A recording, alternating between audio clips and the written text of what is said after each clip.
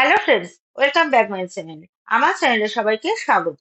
আমি Sipra Ghosh, West Bengal, India. তো আজকে আমার আলোচনার বিষয় হলো অনপ্যাসিভ ব্যবসা প্রমোট করার জন্য আমরা কিছু স্টেপ ফলো করতে পারি। তো সেই স্টেপগুলো কি কি? প্রথমে আমরা একটু বুঝে নিই এমন কোন কোন টাস্ক আছে যার দ্বারা আমরা আমাদের আউটকাম ডিসাইড করতে পারি। আমরা যে রেজাল্ট পাচ্ছি, যে আউটকাম পাচ্ছি, তা কিসের উপর বেস করে? তা আমাদের সার্কামস্ট্যান্সেস এর উপর বেস করে। এখন আমরা জীবনে যত এগোচ্ছি, আমাদের সামনে একের পর এক বিষয় সামনে আসে, আর আমরা সেই অ্যাকর্ডিং ওয়ার্ক করে যাই, আর আমাদের জীবনটা সেই লেভেলে, সেই অ্যাকর্ডিং বিল্ড হতে থাকে। ধরা যাক এখনের সময়ে আমরা অনপ্যাসিভকে দেখতে পাচ্ছি, ব্যাকহ্যান্ডে প্রচুর প্রচুর ওয়ার্ক চলছে। অনপ্যাসিভে এই মুহূর্তে আমাদের কোনো কাজ নেই, কিন্তু আমাদের সামনে কি আছে? আমরা কেউ জব করছি, কেউ দোকান খুলে আছে, কেউ এই প্রফেশনে, তো কেউ অন্য প্রফেশনে। তো আমরা সেই কাজটা করে যাচ্ছি।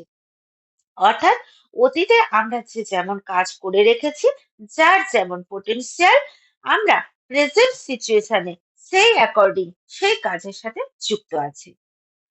এবার এখন যদি আমরা আমাদের লাইফটাকে দুটো পার্টে ভাগ করে নিই, তাহলে কি আমরা একদিকে রাখতে পারি আমরা সেই টাস্ক করে যাব যেখান থেকে আমরা আমাদের আউটকাম পাবো, যা দিয়ে আমরা আমাদের এবং আমাদের পরিবারের দেখাশোনা করতে পারবো। যদি আমরা সেই কাজের জন্য আমাদের লাইফে 80% সময় আমরা ওখানে দিতে পারি, আর বাকি 20% সময় আমরা আমাদের ভিশন, আমাদের মিশন, আমাদের আইডেন্টিটি ক্রিয়েট করতে কাজে লাগাতে পারি। আমরা আমাদের ভিশন কিভাবে ক্রিয়েট করতে পারবো? আমরা আমাদের ভিশন ক্রিয়েট করতে পারি।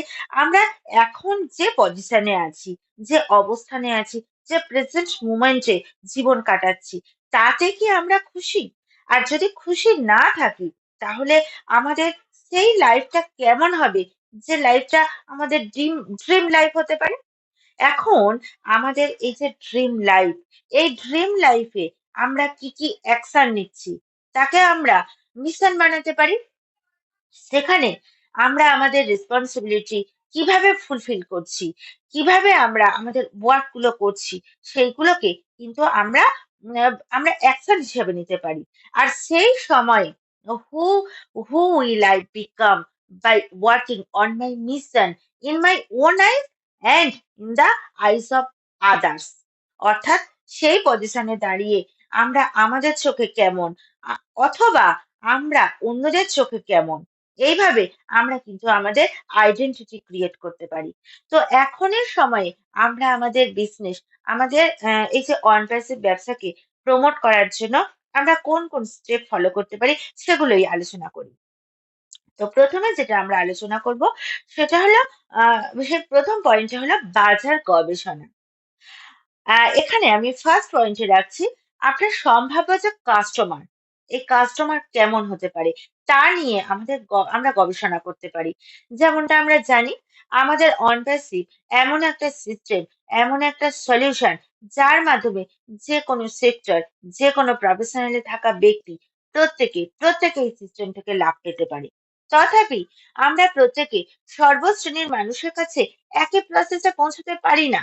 কারণ হলো, অনপ্যাসিভ এমন একটা সলিউশন যেটা প্রত্যেকটি মানুষের নিড অনুযায়ী, তাদের প্রয়োজন অনুসারে তাদেরকে সলিউশন দেবে।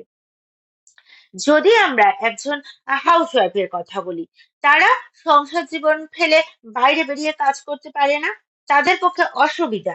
এক, তারা ঠিক মতো সময় বের করতে পারে না। দুই, যখনই তারা শুনে এটা কোনো আইটি সেক্টর, কিছু টেকনিক্যাল কোনো বিষয় আছে, তারা অনপ্যাসিভ বিজনেস শোনার আগে পিছিয়ে আসে। তো তাৎক্ষণিক ইনকাম কত হতে পারে, এইরকম কিছু প্রশ্ন তারা করতে থাকে। তো যদি আমরা হাউসওয়াইফদের টার্গেট করি, তাহলে নন প্যাসিভ বিজনেস তাদেরকে কিভাবে হেল্প করতে পারে, এইগুলো যদি আমরা লিস্ট আপ করে নিই, সেটা আমরা সেটা আমাদের ক্ষেত্রে কিন্তু অনেক সুবিধা হবে। আবার যদি আমরা স্টুডেন্ট সেক্টরকে ধরি, তারা অন প্যাসিভ বিজনেস থেকে কিভাবে বেনিফিট পেতে পারে। একটা টিচিং প্রফেশন যদি ধরি, তারা অন প্যাসিভ বিজনেস থেকে কিভাবে বেনিফিট নেবে। ব্যবসায়ী প্রতিষ্ঠান ছাড়া আমরা জানি এটা হলো একটা ব্যবসায়িক সলিউশন, অনপ্যাসিভ। তো সেখানে ছোট ব্যবসায়ী থেকে বড় সর্বশ্রেণীর ব্যবসায়ীদের জন্য কিন্তু পুরো সলিউশন এখানে দেয়া থাকবে। তো ব্যবসায়িক প্রতিষ্ঠান যারা তারা আলাদাভাবে অনপ্যাসিভ বিজনেস থেকে কিভাবে উপকার পেতে পারে সেগুলো আমরা যদি লিস্ট আপ করে নিই। এইভাবে প্রত্যেকটা প্রফেশন কিভাবে অনপ্যাসিভ থেকে বেনিফিট পেতে পারে সেগুলো আমরা লিস্ট আপ করে রাখতে পারি। সেকেন্ডলি কি, প্রতিযোগিতামূলক বিশ্লেষণ। এখন অন্যরা যারা অনপ্যাসিভ বিজনেসের সাথে এনগেজড, যারা অনপ্যাসিভ বিজনেসের সময় দিচ্ছে, তারা কি ধরনের অ্যাক্টিভিটি করছে সেগুলো যখন আমরা বিশ্লেষণ করব, তখন কিন্তু এগুলো আমাদের ইন্ডিভিজুয়াল বিজনেসের জন্য অনেক বেশি হেল্পফুল হতে পারে। এরপর আসা যাক ব্র্যান্ডিং। ব্র্যান্ড নাম এবং লোগো। আমরা জানি একটা আকর্ষণীয় এবং স্মরণীয় ব্র্যান্ড সেটা কিন্তু খুবই খুবই দৃষ্টিগ্রাহী। আমরা প্রত্যেকে জানি ব্র্যান্ড নেম এবং লোগো এই দুটো যে কোনো ব্যবসার ক্ষেত্রে একটা গুরুত্বপূর্ণ ভূমিকা পালন করে। এমন অনেক প্রতিষ্ঠান আছে, তাদের নাম, তাদের লোগো তাদের কিন্তু একটা পরিচয় বহন করে চলেছে। আমরা জানি আমাদের মাইন্ড সবসময় ভিজুয়াল জিনিসকে সামনের দিকে নিয়ে আসে। তো সেই কারণে আমরা কিন্তু এটাকে মাথায় রাখবো। এরপরে আসা যাক সামাজিক মিডিয়া বা প্রোফাইল সেট আপ করা। বিভিন্ন প্ল্যাটফর্মে আমরা কিন্তু আমাদের ব্র্যান্ডের উপস্থিতি অবশ্যই নিশ্চিত করতে পারি। আমরা সেখানে বারবার শো করাতে পারি। এরপরে আছে ওয়েবসাইট এবং ব্লগ। আমরা জানি আমাদের ওয়েবসাইট আমরা খুব শীঘ্রই পেতে চলেছি এবং সেখানে সম্পূর্ণভাবে অনবেসিক গাইডেন্স এর উপর নির্ভর করবে। তাছাড়াও আমরা আমাদের ওয়েবসাইট প্ল্যানিং করতে পারি, যেখানে আমরা আমাদের ব্যবসার তথ্য এবং আমাদের প্রোডাক্টগুলো সম্পর্কে স্পষ্ট তথ্য উপস্থাপন করতে পারবো। আমরা ব্লগিং শুরু করতে পারি, যে এই যে শিল্প সংক্রান্ত তথ্য এবং আমাদের নলেজ যেগুলো আমরা অন্টারশিপের সাথে যুক্ত থেকে প্রতিনিয়ত শুনেছি শিখেছি সেগুলো আমরা শেয়ার করতে পারি। Digital marketing. আমরা এই মুহূর্তে অপেক্ষা করছি। আমরা অন্টারশিপকে পুরোপুরিভাবে মার্কেটে আসার জন্য আমরা ওয়েট করছি। আমরা আপডেটের উপর নির্ভর করে বসে রয়েছি। আমাদের সিও স্যার আমাদেরকে কি নির্দেশ দেন সেটা কিন্তু জানার অপেক্ষায় আমরা বসে রয়েছি। কিন্তু এই সময়ের মধ্যে আমরা আমরা ডিজিটাল মার্কেটিংটা একটু বুঝে নিতে পারি। ডিজিটাল মার্কেটিং এর উপর জ্ঞান নিতে পারি। কেননা অনলাইন এই ডিজিটাল দুনিয়া আমাদের অনেকের কাছে একটা বিস্ময়। আমরা যারা টেকনিক্যালি অনেকটা পিছিয়ে, আমরা এসইও আমাদের ওয়েবসাইটের জন্য এসইও কৌশল কিভাবে হেল্পফুল হয়, কিভাবে সার্চ ইঞ্জিনের র‍্যাংকিং বাড়বে, এই সমস্ত বিষয় আমরা জানতে পারি, এগুলো আমরা শিখতে পারি। আমরা সোশ্যাল মিডিয়া মার্কেটিং যেমন ফেসবুক, ইনস্টাগ্রাম, টুইটার ইত্যাদিতে প্রমোশন করতে পারি। এছাড়াও আমরা ইমেল মার্কেটিং এর উপরে লক্ষ্য রাখতে পারি। যেমন হলো নিউজ লেটার, অর্থাৎ এই যে অফারগুলো পাঠানোর জন্য আমরা ইমেলের কিন্তু একটা তালিকা তৈরি করে রাখতে পারি এবং এখানে আমরা নিয়মিত আপডেট এবং অফারগুলো শেয়ার করতে পারি। নেটওয়ার্কিং। এর পরের পয়েন্ট হলো নেটওয়ার্কিং। অনলাইন এবং অফলাইন নেটওয়ার্কিং ইভেন্ট সেগুলো কিভাবে হয়? এই ওয়েবিনার ক্রিয়েট করা, মিটিং অ্যারেঞ্জমেন্ট করা প্রভৃতির মাধ্যমে বেশি বেশি মানুষের সাথে আমরা যোগাযোগ করতে পারি।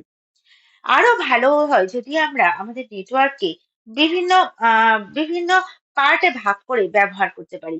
যেমন হলো যারা বিভিন্ন প্রফেশনালের সাথে যুক্ত আছি অথচ সাইড ওয়ার্ক হিসাবে বা পার্ট টাইম হিসাবে অন বিজনেসের সাথে আসতে চাইছে, সেই সমস্ত মানুষদেরকে নিয়ে আমরা আলাদা মিটিং করতে পারি। আবার যারা হাউসওয়াইফ আছে, যারা ঘরে থেকে অনলাইন কাজ করতে চাইছে, তাদের জন্য একটা আলাদা সেট আপ করতে পারি।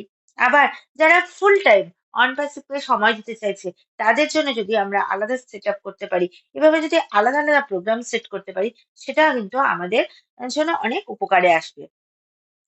ওয়েবিনার এবং অনলাইন ক্লাস অ্যারেঞ্জ করে আম, আপনি আপনার পণ্য এবং সেবা সম্পর্কে আলোচনা করতে পারবেন।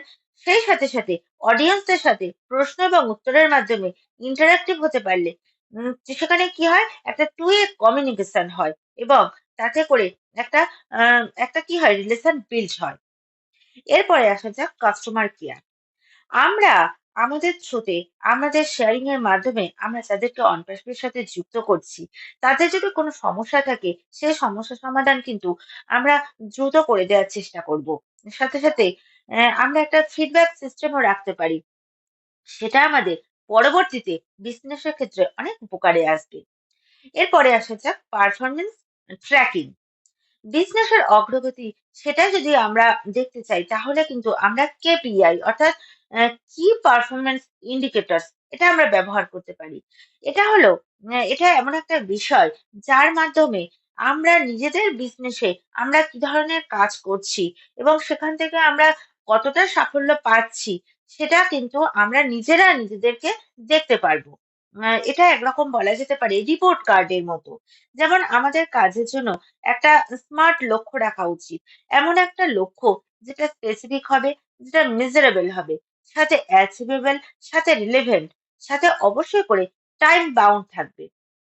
মোটের উপর নিজের ব্যবসার মূল্যায়ন যেন আমরা সহজেই করতে পারি, সেটাও কিন্তু আমরা এখান থেকে দেখতে পারবো।